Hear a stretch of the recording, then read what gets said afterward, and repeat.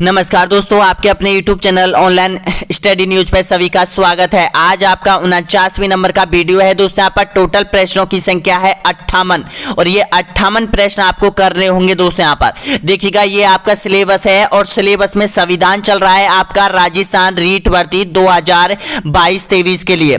ये देखिएगा दोस्तों, यहाँ पर ये इंपॉर्टेंट जो बुक है आपका कठिनाई जो स्तर पूछा जाता है उसी में से हम क्वेश्चन इनपुट कर रहे हैं दोस्तों। यहाँ पर कक्षा 12वीं की ये बुक है, कक्षा 11वीं की ये बुक है। राज्य सरकार के अंग और कार्यपालिका, राष्ट्रपति, निर्वाचन एवं शक्ति, प्रधानमंत्री, स्थिति एवं कार्य, यानी कि सभी ऑब्जेक्ट टाइप क्वेश्चन आपकी जो आरबीएससी की बुक है उनके सारे ऑब्जेक्ट टाइप क्वेश्चन है। अब तक संविधान के दोस्तों यहाँ पर आपके अपने यूट्यूब चैनल पर यहाँ पर 2 वीडियो यानी कि कंप्लीट हो चुके हैं। राष्ट्रपति आपका कंप्लीट हो चुका है पूरी तरह से और यहाँ पर संविधान निर्माण और विशेषता कंप्लीट हो चुकी है।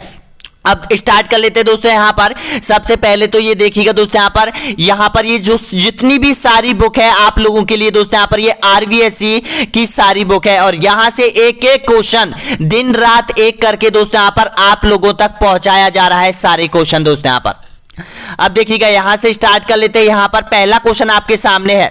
देखिएगा, पहला क्वेश्चन है कि उपराष्ट्रपति के संबंध में निम्न में से कौन सा कथन सही है, बताइएगा। वह राज्यसभा का पदेन अध्यक्ष होता है, वह लोकसभा का अध्यक्ष होता है, वह लोकसभा की लोक लेखा समिति का अध्यक्ष होता है, वह भारतीय रेड क्रॉस सोसाइटी का पदेन अध्यक्ष होता है। तो इसमें से राइट आंसर बताइएगा। तो दोस्तों आपका बिल्कुल करेक्ट आंसर हो जाएगा, वह राज्यसभा का पदेन अध्यक्ष होता है। कौन? उपराष्ट्रपति। एक क्वेश्चन आपने सही कर दिया है। नेक्स्ट क्वेश्चन देखिएगा, राज्यसभा की बैठकों की अध्यक्षता कौन करता है? राष्ट्रपति, प्रधानमंत्री, राज्यपाल या फिर उपराष्ट्रपति? ऑप्शन आपका राइट आंसर हो जाएगा दोस्तों। यहां पर इसका बिल्कुल करेक्ट आंसर हो जाएगा, उपराष्ट्रपति करता है। डी ऑप्शन आपका एकदम बिल्कुल करेक्ट आंसर हो जाएगा यहां पर। नेक्स्ट क्वेश्चन देखिएगा, अगला क्वेश्चन आपके सामने है। नेक्स्ट क्वेश्चन देखिएगा, उपराष्ट्रपति का निर्वाचन कैसे होता है? इसका राइट आंसर बताइएगा। उपराष्ट्रपति का जो निर्वाचन होता है वो किस तरह से होता है? ऑप्शन आपके सामने है, अप्रत्यक्ष रूप से या फिर प्रत्यक्ष रूप से या फिर मनोनीत रूप से या फिर उपयुक्त में से कोई नहीं। तो दोस्तों इसका बिल्कुल करेक्ट आंसर हो जाएगा यहां पर, ऑप्शन नंबर राइट आंसर हो जाएगा यहां पर आपका अप्रत्यक्ष रूप से यहां पर यानी कि उपराष्ट्रपति का चुनाव होता है। ए ऑप्शन आपका बिल्कुल करेक्ट आंसर हो जाएगा। और किस अनुच्छेद में वर्णित किया गया है दोस्तों यहां पर कि उपराष्ट्रपति का जो निर्वाचन है वो संसद के द्वारा किया जाता है? मतलब इसका राइट आंसर हो जाएगा अनुच्छेद 66 में बताया गया है, यानी कि उपराष्ट्रपति के चुनाव का जो संबंध है वो अनुच्छेद 66 में बताया गया है। ध्यान रख लेना दोस्तों यहां पर। अगला क्वेश्चन देखिएगा, नेक्स्ट क्वेश्चन यहां पर, जो सदस्य भारत के उपराष्ट्रपति का चुनाव करते हैं वे होते हैं संसद के, लोकसभा के, राज्यसभा के या फिर मंत्रिमंडल के। जिस तरह से मैंने आपको राष्ट्रपति कंप्लीट करवाया है दोस्तों यहाँ पर, उसी तरह से एक एक क्वेश्चन इनपुट किए हैं आपकी बुकों से और यहाँ पर आरबीएससी की बुकों से। एक भी क्वेश्चन मत छोड़ना दोस्तों यहाँ पर। अगर आप पीछे चले जाते हो, वीडियो को छोड़ के चले जाते हो दोस्तों यहाँ पर, तो आपको पता है कि एक क्वेश्चन आपके एग्जाम से छूट सकता है, 2 क्वेश्चन भी छूट सकते हैं। ये आपके एग्जाम पर निर्भर करता है कि उपराष्ट्रपति से संबंधित कितने क्वेश्चन आपके एग्जाम में आएंगे दोस्तों यहाँ पर। तो एक एक क्वेश्चन आपके लिए बहुत इंपॉर्टेंट मायने रखता है दोस्तों यहाँ पर। आपको पता है बहुत से अभ्यर्थी एक एक नंबरों से रह जाते हैं एग्जाम में, तो ऐसा गलती मत कीजिएगा। एक एक क्वेश्चन को अच्छे तरीके से अटेंड कीजिएगा दोस्तों यहाँ पर। तो इसका राइट आंसर बताइएगा सभी अभ्यर्थी। तो आपका बिल्कुल करेक्ट आंसर हो जाएगा संसद के। अब देखिएगा, संसद के कौन कौन से सदस्य, लोकसभा और राज्यसभा दोनों के जो सदस्य होते हैं वो उपराष्ट्रपति के चुनाव में भाग लेते हैं। और राष्ट्रपति के चुनाव में कौन भाग लेता है? तो देखिएगा, संसद के सदस्य लेते हैं और जो विधानसभा है, राज्यों में विधानसभा है वो लेते हैं दोस्तों यहाँ पर, यानी कि राज्यों की विधानसभा उसमें सम्मिलित की गई है जो राष्ट्रपति के चुनाव में है। और उपराष्ट्रपति के चुनाव में जो भाग लेता है केवल संसद के ही सदस्य भाग लेते हैं। समझ में आ गया होगा। नेक्स्ट क्वेश्चन देखिएगा, भारत के कार्यवाहक मुख्य न्यायाधीश की नियुक्ति कौन करता है? बताइएगा। राष्ट्रपति, भारत का मुख्य न्यायाधीश, भारत का प्रधानमंत्री या फिर भारत का न्यायवादी? तो इसका राइट आंसर हो जाएगा यहां पर राष्ट्रपति करता है। ए ऑप्शन आपका बिल्कुल करेक्ट आंसर हो जाएगा दोस्तों। यहां पर अगला क्वेश्चन देखिएगा, भारत सरकार का प्रथम विधि अधिकारी कौन होता है? प्रथम विधि अधिकारी बहुत इंपॉर्टेंट है दोस्तों यहां पर ये क्वेश्चन। तो इसका राइट आंसर हो जाएगा भारत का महान्यायवादी, जो कि भारत सरकार का प्रथम विधि अधिकारी माना जाता है। इसका ऑप्शन बिल्कुल करेक्ट आंसर हो जाएगा, ए ऑप्शन आपका सही है। नेक्स्ट क्वेश्चन, भारत सरकार के सर्वोच्च शासकीय अधिकारी कौन है? बताइएगा, ऑप्शन आपके सामने है, राइट आंसर दीजिएगा सभी। तो इसका बिल्कुल करेक्ट आंसर हो जाएगा भारत के मंत्रिमंडल सचिव, बिल्कुल करेक्ट आंसर हो जाएगा। शासकीय अधिकारी ये होता है। इसका राइट आंसर क्या हो जाएगा? ए ऑप्शन आपका बिल्कुल करेक्ट आंसर हो जाएगा। अगला क्वेश्चन, सर्वोच्च न्यायालय के मुख्य न्यायाधीश का वेतन होता है, बताइएगा वेतन कितना होता है? 2,80,000 या फिर 3,50,000 या फिर 4,50,000 या फिर 1,25,000? तो आपका बिल्कुल करेक्ट आंसर हो जाएगा 2 लाख और यहां पर 80,000 रुपए का सर्वोच्च न्यायालय के मुख्य न्यायाधीश को वेतन दिया जाता है। अगला क्वेश्चन देखिएगा, सर्वोच्च न्यायालय के अन्य न्यायाधीशों का वेतन कितना होता है? अन्य न्यायाधीशों का, तो आप सभी जानते हैं सर्वोच्च न्यायालय के अन्य न्यायाधीशों का जो वेतन होता है वो 2 लाख और यहां पर 50,000 होता है। ध्यान रखना 50,000 होता है। और देखिएगा जो उच्च न्यायालय जो राज्यों में होता है, उच्च न्यायालय होता है, उसके मुख्य न्यायाधीश का जो वेतन होता है वो इतना होता है। सर्वोच्च न्यायालय के अन्य न्यायाधीश होते हैं उनके वेतन के बराबर होता है। ध्यान रखना, इसका राइट आंसर क्या हो जाएगा? ए ऑप्शन आपका बिल्कुल करेक्ट आंसर हो जाएगा।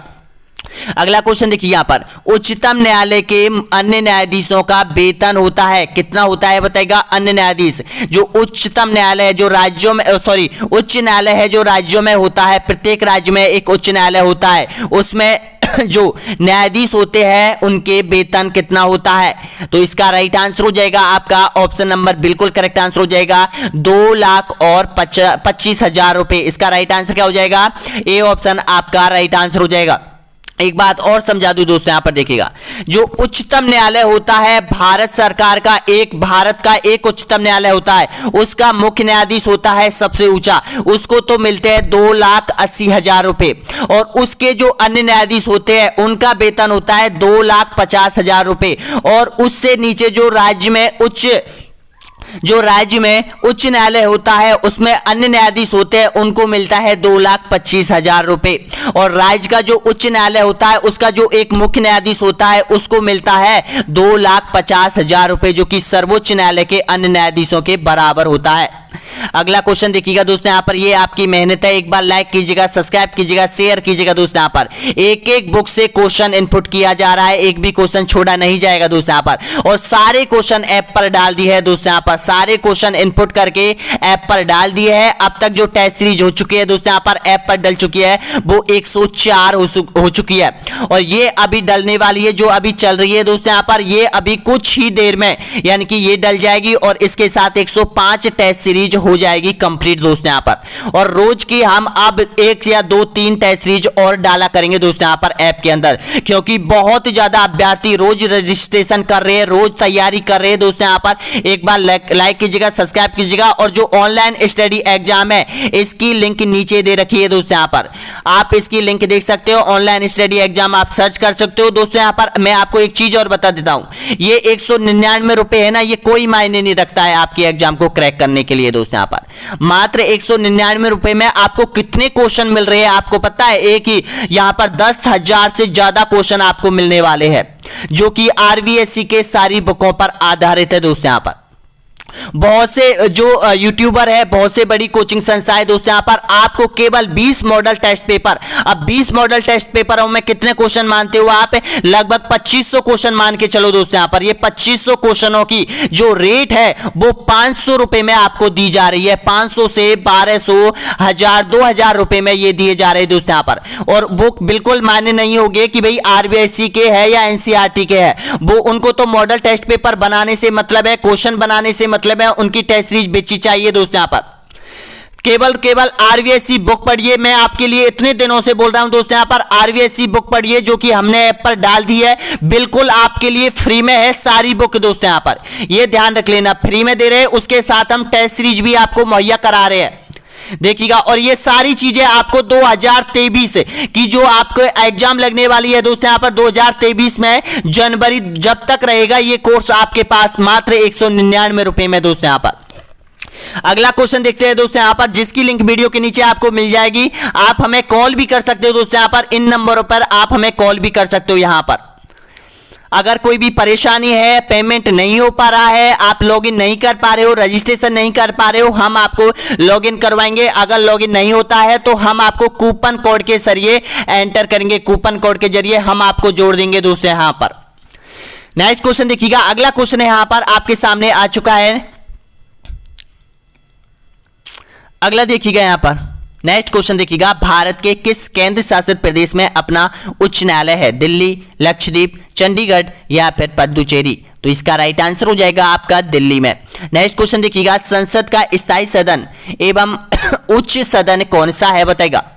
लोकसभा, राज्यसभा, उपयुक्त में से कोई नहीं या फिर उपयुक्त में से दोनों? तो इसका राइट आंसर हो जाएगा यहाँ पर यानी कि राज्यसभा हो जाएगा, बिल्कुल करेक्ट आंसर हो जाएगा, बी ऑप्शन आपका सही आंसर हो जाएगा। इसका स्पेशल वीडियो नेक्स्ट वीडियो आएगा, 50वें नंबर का वीडियो आएगा दोस्तों। यहाँ पर संसद यानी कि लोकसभा का और राज्यसभा का इसका स्पेशल एक वीडियो आएगा जो कि 50वें नंबर का आएगा। नेक्स्ट क्वेश्चन देखिएगा, राज्यसभा को स्थायी सदन कहते हैं, क्यों कहा जाता है बताएगा स्थायी सदन?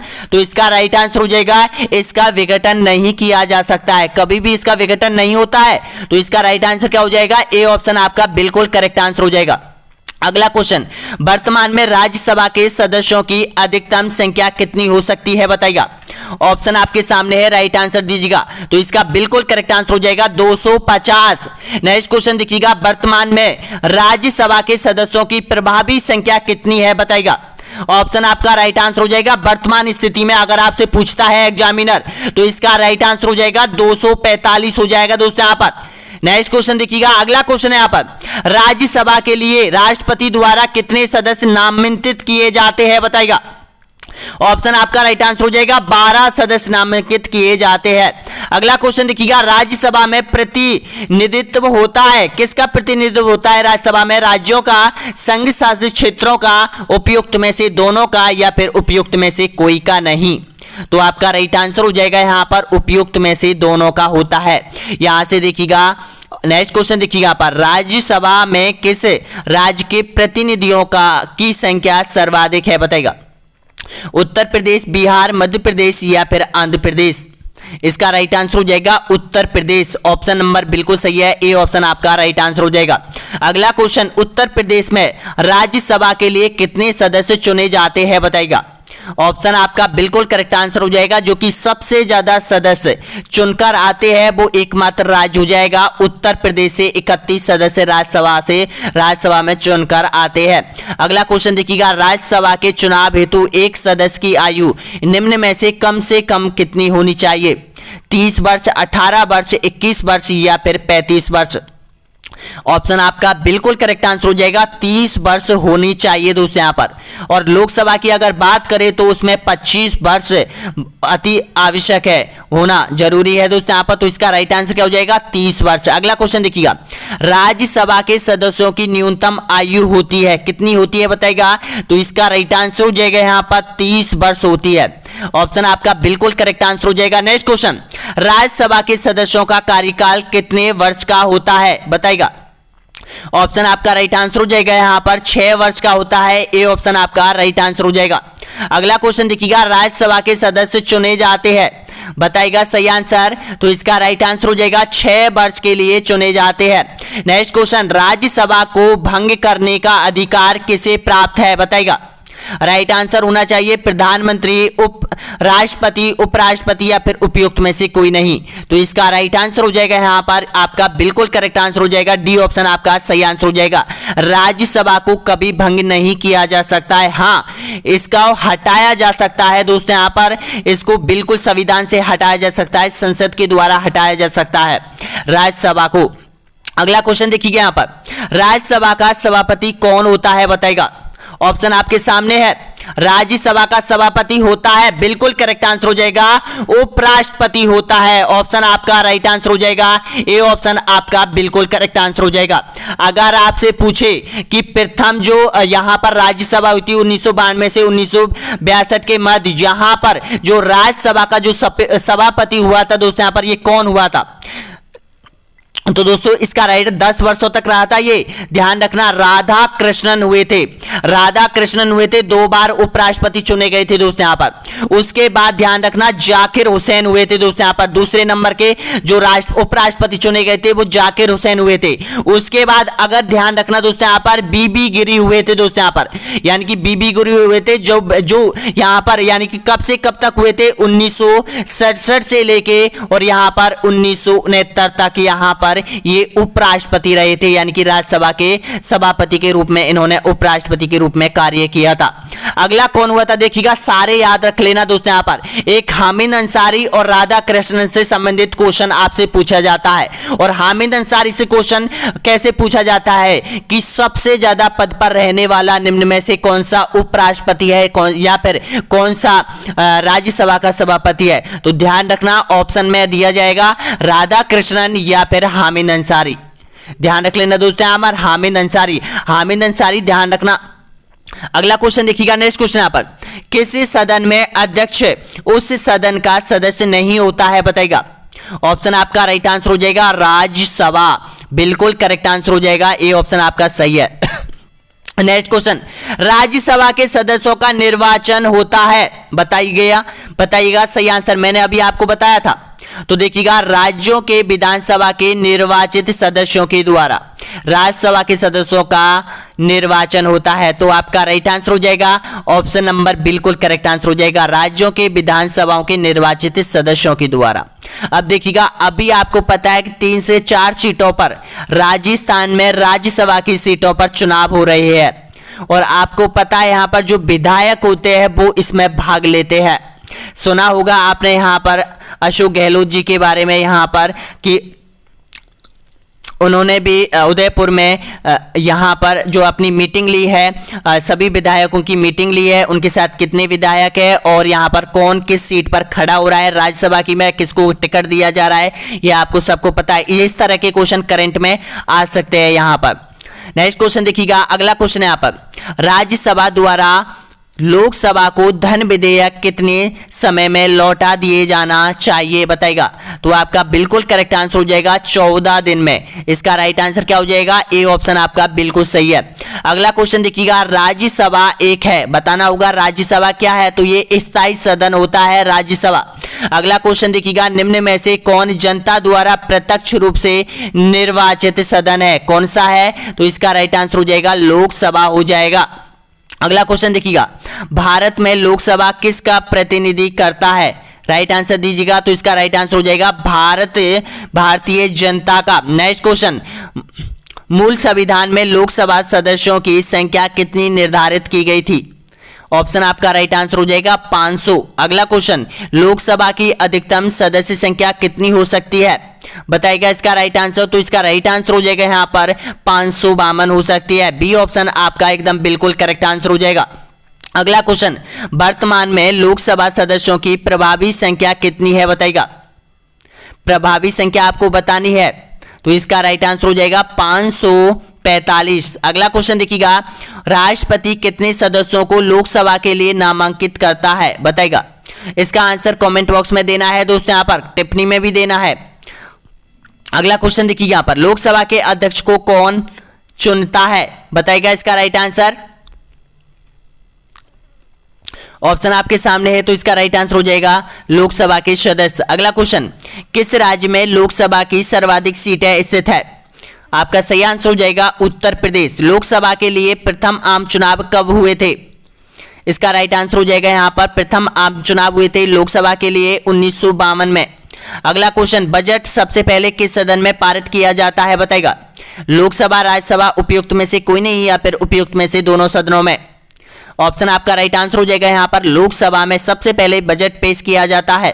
अगला क्वेश्चन देखिएगा, यहाँ पर वित्त मंत्री के द्वारा किया जाता है, ये भी ध्यान रख लेना। भारतीय संसद में सम्मिलित है? बताएगा कौन कौन सम्मिलित है? बहुत बार आरपीएससी में क्वेश्चन पूछा गया है दोस्तों यहाँ पर, second grade, first grade, third grade में। तो इसका राइट आंसर हो जाएगा लोकसभा और राज्यसभा और यहां पर राष्ट्रपति, तीनों से मिलकर संसद का निर्माण होता है।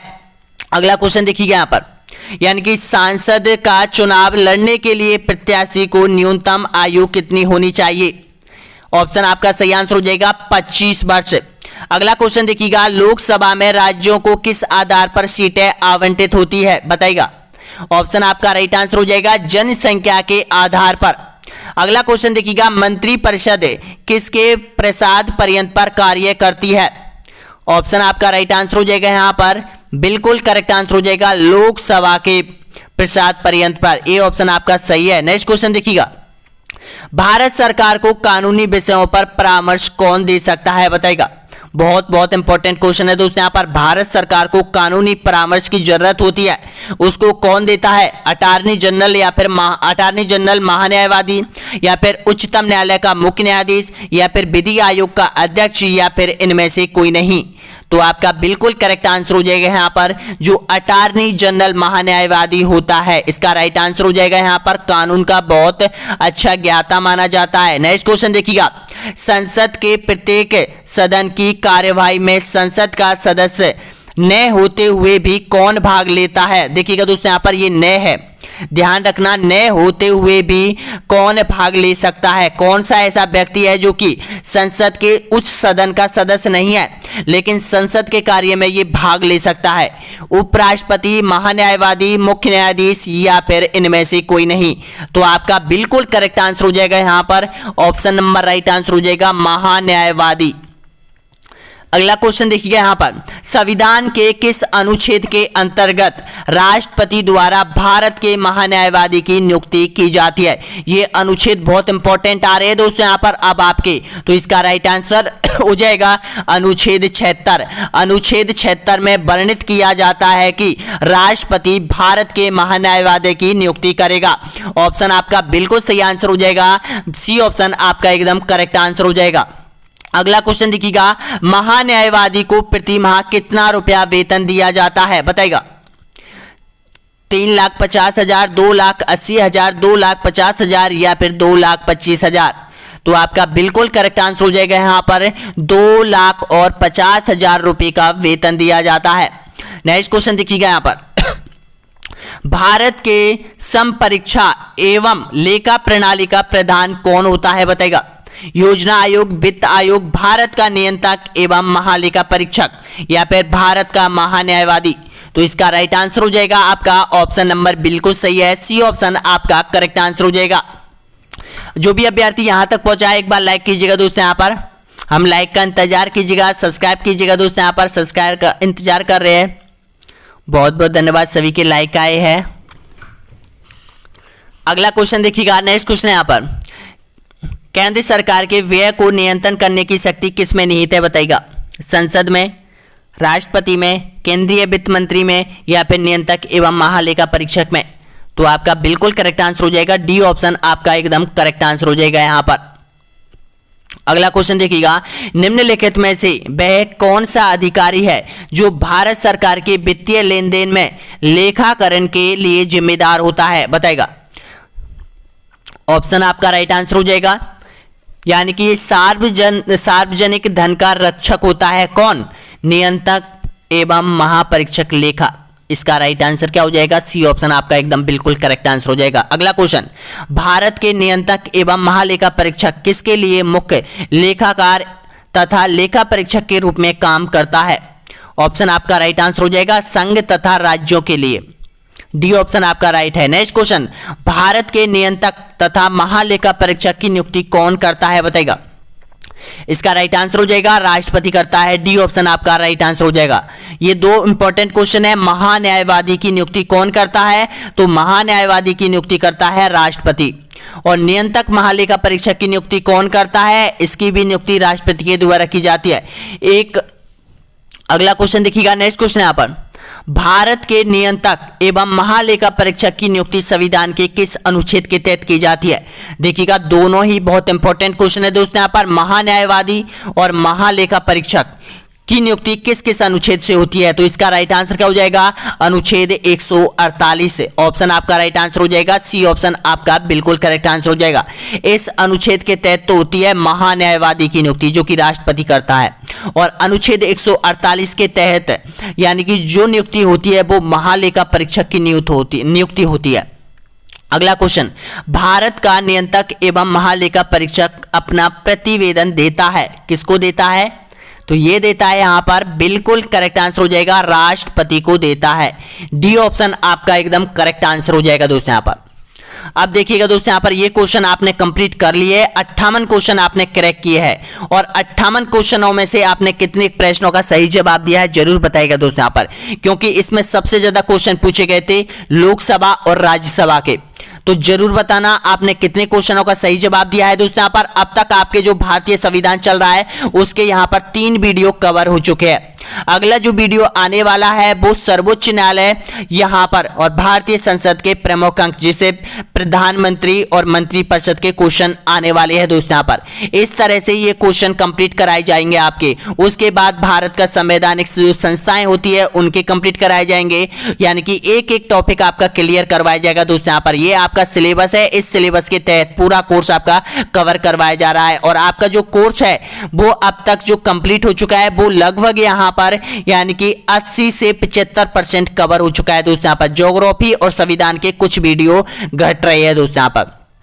एक बात और ध्यान रखना है, जो YouTube चैनल है दोस्तों यहाँ पर उसमें प्लेलिस्ट हमने बना दी है। सारे आपको वीडियो जो 49 वीडियो अपलोड किए हैं दोस्तों यहाँ पर वो एक साथ आपको प्लेलिस्ट पर आपको उपलब्ध हो जाएंगे दोस्तों यहाँ पर। आप प्लेलिस्ट में जरूर देखिएगा। जाते जाते एक बार लाइक कीजिएगा, शेयर कीजिएगा, सब्सक्राइब कर लीजिएगा दोस्तों यहाँ पर चैनल, और वीडियो कैसा लगा जरूर बताइएगा दोस्तों यहाँ पर अपने कॉमेंट बॉक्स में। धन्यवाद।